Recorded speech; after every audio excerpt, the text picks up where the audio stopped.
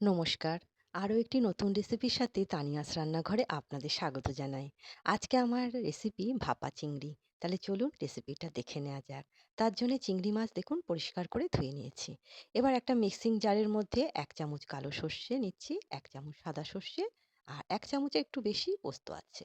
এবার এর মধ্যে নিলাম কয়েকটা কাঁচা লঙ্কা, কিছু নারকোল দিলাম আর ৩ টুকরো দিচ্ছি রসুন। এবার ১ম এ একবার ঘুরিয়ে নিচ্ছি, নিয়ে তারপরে জল দিয়ে পেস্টটা তৈরি করে নেব। তাহলে কিন্তু পেস্টটা খুব মিহি করে তৈরি করা হবে।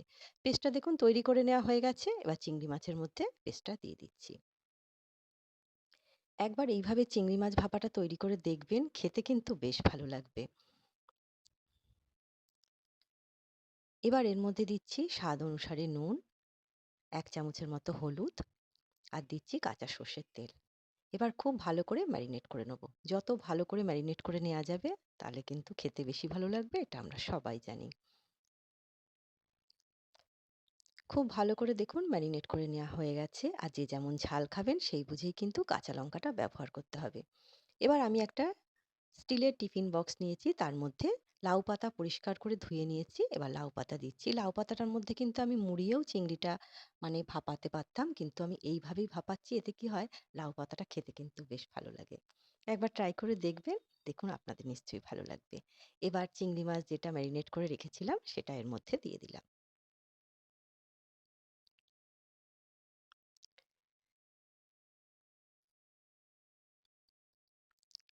চারিদিকে সমান করে একটুখানি ছড়িয়ে দিচ্ছি। এবার আরো কয়েকটা কাঁচা লঙ্কা দিচ্ছি। আপনারা যে যেমন ঝাল খাবেন সেই বুঝেই লঙ্কাটা ব্যবহার করবেন।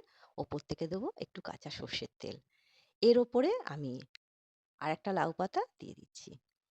এই লাউ পাতাগুলোই খেতে কিন্তু বেশি ভালো লাগবে। অবশ্যই ট্রাই করে দেখুন। এবার ঢাকাটা দিয়ে দেবো।